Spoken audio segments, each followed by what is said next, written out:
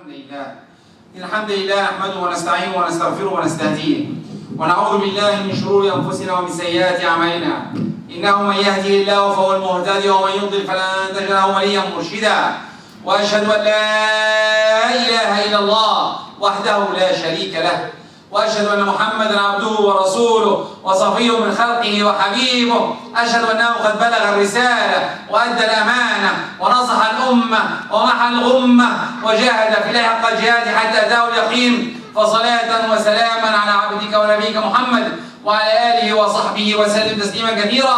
يقول الله سبحانه وتعالى: بسم الله الرحمن الرحيم: إلا تنصروه فقد نصره الله إذ أخرجه الذين كفروا ثاني اثنين إذ هما في الغار إذ يقول لصاحبه لا تحزن إن الله معنا. وعن تميم الداري رضي الله عنه قال رسول الله صلى الله عليه وسلم: ليبلغن هذا الأمر ما بلغ الليل والنهار ولا يترك الله بيت مطر ولا وبر إلا أدخله الله هذا الدين بعز عزيز أو بذل ذليل بعز عزيز وذل عزا يعز الله به الإسلام وذلا يذل به الكفر أو كما قال عليه الصلاة والسلام. أما بعد, all praise to Allah. All praise to Allah, the one who should be worshipped. I bear witness that He is the creator of this universe and He is the one who should be worshipped. I bear witness that Muhammad alayhi salatu wasalam is His messenger. True mercy sent to us. If you follow His path, inshallah, we'll be in Jannah. Amma ba'd, today we're passing through the beginning of the new Hijri calendar, 1443. This means from 1443 years ago, the Prophet was going from Mecca to Medina, moving away from Kufr to Iman, building the new community. And if you are older than 25, you'll understand that coming from back home to here, because you are younger than 25, you are born here. Two different approaches. When we came here, I came 97, subhanAllah, the mosques were almost 4 or 5 mosques in all the GTA. I'm not joking about it. 4 or 5 mosques in 97. SubhanAllah, now almost more than 100 mosques. Everywhere you go, there's a mosque there. And still, people are building more and they need more. Here in this mosque, we have 6 Jummah prayers. This means that we are increasing in a way. SubhanAllah, it's really, Islam is coming. But SubhanAllah, with that being said, we have to reflect upon the Prophet ﷺ and the Hijrah. First, the Prophet is a messenger from Allah subhanahu wa ta'ala. Allah gave him the powers to do what he knows. Sayyidina Jibreel is there, he is ma'soom, everything, right? But still, with that being said, he planned his way of Hijrah. He also asked the Sahaba to go to Medina. But when Sayyidina Abu Bakr came, he said, wait, maybe Allah will give you a friend to go with you. But the Prophet didn't tell him anything yet, because he didn't, subhanAllah, he didn't get the order yet to leave. The order to leave. He's a prophet, he's a messenger, he has to receive the order. Now is the time to go. And then, when Abu Bakr, he went to Sayyidina Abu Bakr and asked him, time to go now, let's move. And he went, and he planned his way to Medina. And the Mushrikeen, even though the Mushrikeen, let's take in consideration what the Mushrikeen did. The Mushrikeen grabbed from each family a strong fighter to kill the Prophet. And on the night, subhanAllah, when I think about it a little bit, why they chose the same night the Prophet was planning to leave? To show the power of Allah. That's what I think. That's simple. The power of Allah is there. You plan and I plan. And let's see. The Mushrikeen went around the Prophet's house, surrounding him, and to kill him. And they have swords and they have tough soldiers getting ready to kill the Prophet. And one of the people went to Abu Jahl, and this is a reflection that I want to pass for the people who are over 25.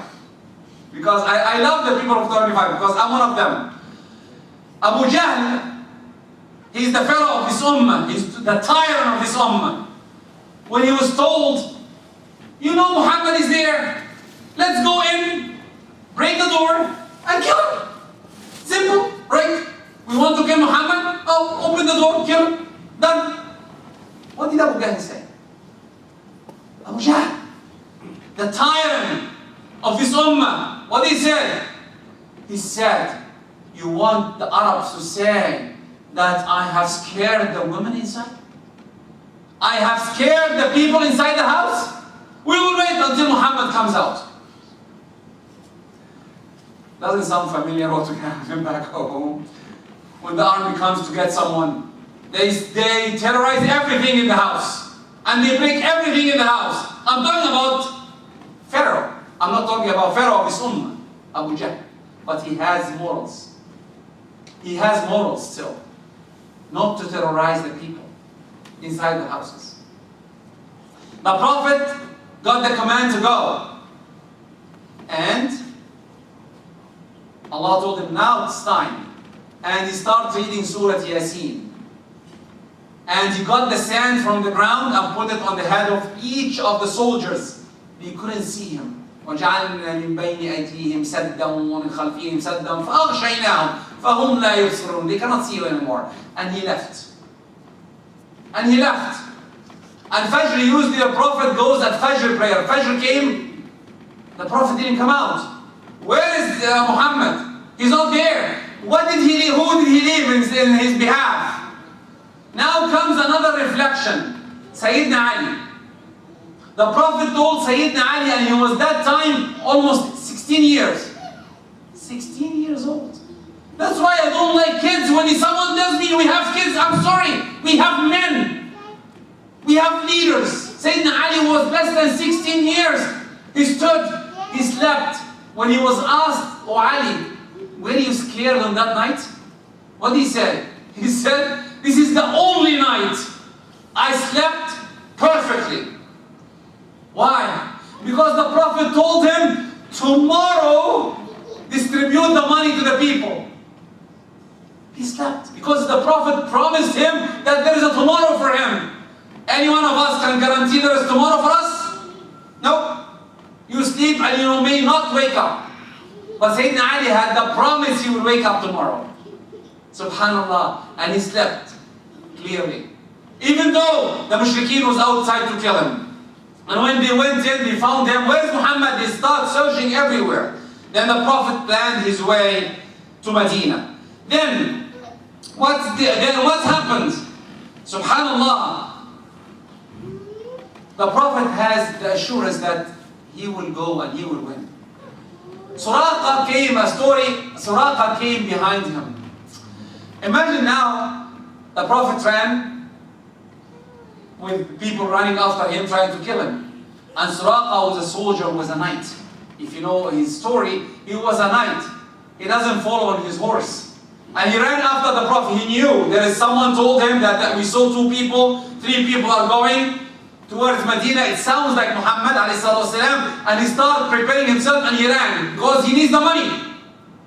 And when he ran after him, Suraqa, he fell. The Prophet, what did he say?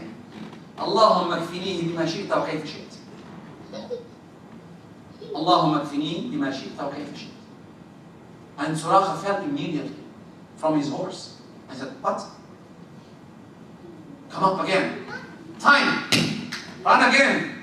Fell again. Time again. Fell again. 3 times. Said, no. It cannot be. It has to be a superpower behind that. Muhammad, give me the aman. I'll come. He gave him. Come, Suraqa. What are you? And he gave him the message. And he said, and looked at Suraqa because he wants the money. Right? He came after him for the money. And he told him, Suraqa, what do you want? What do you think that you will get? The bracelets of Kisra. At that time there were 2 powers, Kisra and Qaisar. Kisra in Persia and Qaisar in Rome. And Kisra Muslim country was nothing. At that time, the Prophet is running. But still we have hope. He has high hope that he will win. And he said, what do you think about the bracelets of Kisra? And the brother said, Suraqa said, Kisra bin Sharwan? I said, yes. And he said, okay, write it down for me. And Sayyidina Abu Bakr wrote it down for him. He will get the bracelets of Kisra bin Sharwan. Okay. And he went back. And Prophet told him, tell everyone that we're not, he didn't see us. Move, leave. And he left. The Prophet went to Medina. I have to move a little bit forward and then come back to the story. Suraqa, when Sayyidina Umar, imagine now, almost less than 10 years, or less than 15 years from that time, around 15 to 20 years, Kisra bin Sharwan was gone. And his bracelets came to the Muslimin. And Sayyidina Umar knows the hadith. And he said, where is Suraqa? He said, he's out there fighting Qaisar, the people in Rome. He said, bring him in. He brought, imagine, the Amir al-Mu'minin asking someone to come. Suraqa came immediately to Umar ibn Khattab and said, what do you want? He said, you know the hadith? Yes, put, and this is gold. It's haram to put gold in yourself. But said, the Prophet asked you to do it, put it on.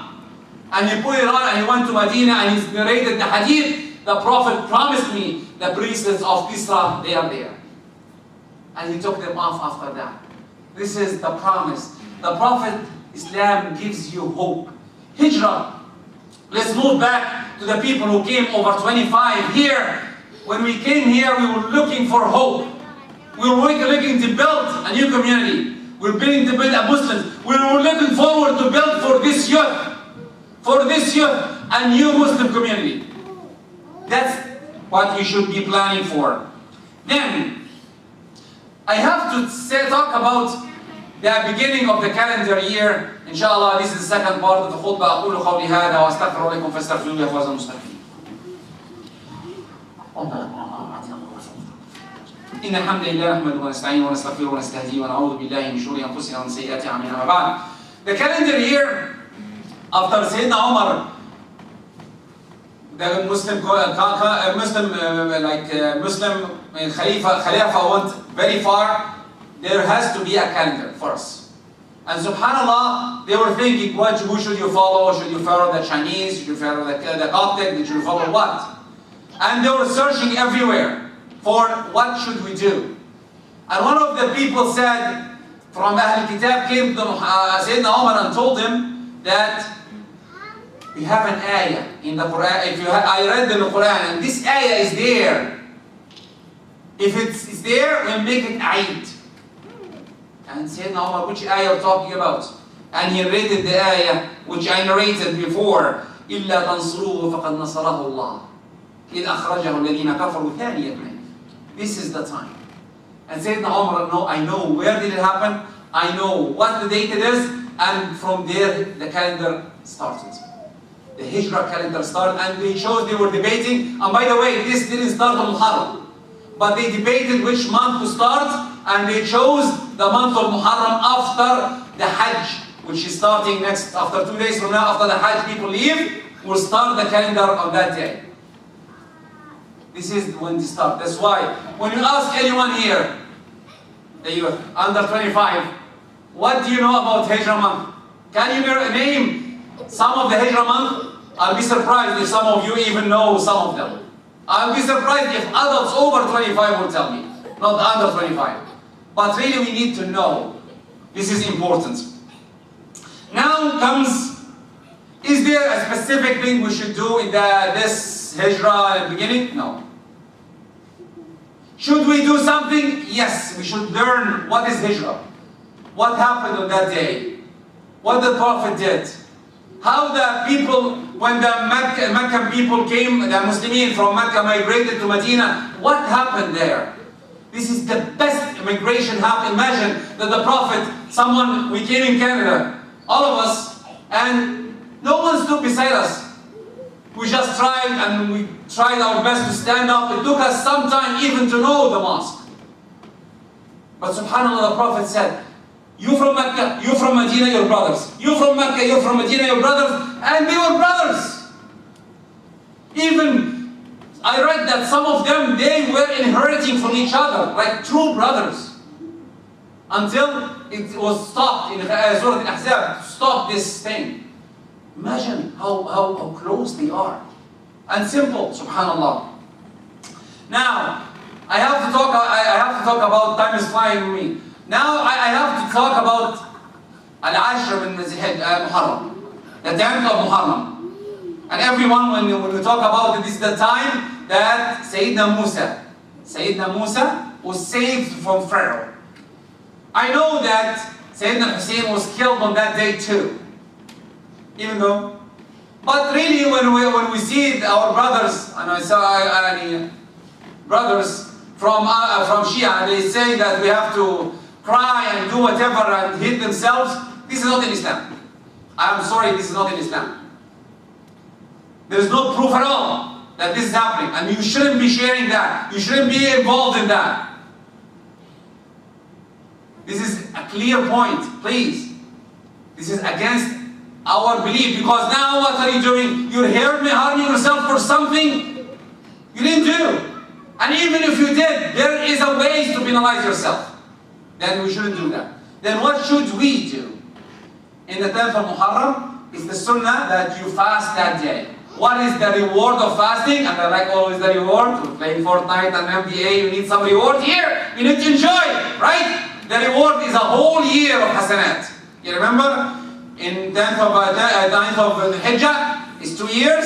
This is a whole year of hasanat. What's the benefit? Why I'm getting more hasanat? Because we are sinners. Subhanallah. So many sins we do. We need the bonuses. تعرضوا لمنح الله.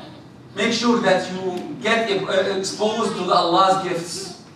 First, to show that you're keen. You're keen, I'm keen. Oh, where's the bonus? I'll go and get it.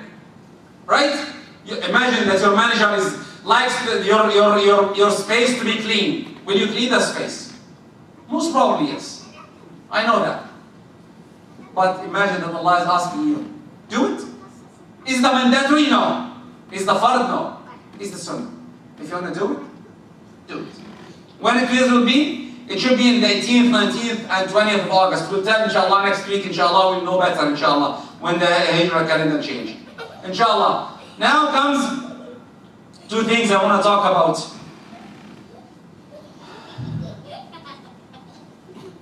Anyway, I want to talk a little bit about the Ashura, but I'll give it next week, inshallah. I'll make it next week about talking about this, what's happening, because really it hurt us all. When I came and when I heard about it, it hurts us all, really. And I see a problem with that. But anyway, now remember dua. Remember, make extra dua in these days. Make extra all the time. Extra, especially from now to Asr prayer. After Asr prayer, this is the time we make dua. Dar al-Quran, we have a camp here if you want to join, your youth to join. There is Dar al-Quran, inshallah the brother will make a soft, if you have 5 minutes, we'll make, inshallah, before Asr prayer, the fundraising, inshallah. Remember us in your dua, inshallah. Remember that our youth is our future. I remember that part, when I came 97, there was 4 or 5 mosques. Now, there's more than 100 mosques. Then really, we're looking forward for you to lead. For you, the younger, almost between 25 and a little bit 35, to lead, to take over from us. Because like me, I'm over 25, I have to go one day, that's life. But we need to put new generations coming in. But if you don't know anything about Muhammad alayhi salatu wasalam and his migration and everything about him, how can you lead? If I ask you want to be a doctor or you want to be an engineer, you will tell me, oh, I need to take calculus, and I want to take this, and I will take that. How about if I want to ask you to be a Muslim leader? What's your qualification? Your name is Muhammad? Your name is Ahmad? This is not a qualification. The qualification is knowledge. Knowledge is a weapon that how to make you stand in front of any problem. Remember that, inshallah. اللهم اهدنا فيمن هديت اللهم اهدنا فيمن هديت وعافنا فيمن عافيت. اللهم اجمعنا ولا تفرقنا، اللهم اجمعنا ولا تفرقنا. اللهم اغننا بحلالك عن حرامك وبقدرتك عمن سواك. اللهم اغفر لنا ولوالدينا وللمسلمين اجمعين. اللهم الحقنا بنبيك ما امنا به ولم نره. اللهم اجعله شفيعا لنا يا رب عند الصراط. اللهم اجعله شفيعا لنا عند الحساب. اللهم اغفر لنا وارحمنا. واخر دعوانا الحمد لله رب العالمين. وقوموا الى صلاتكم يرحمكم الله. واقم الصلاه.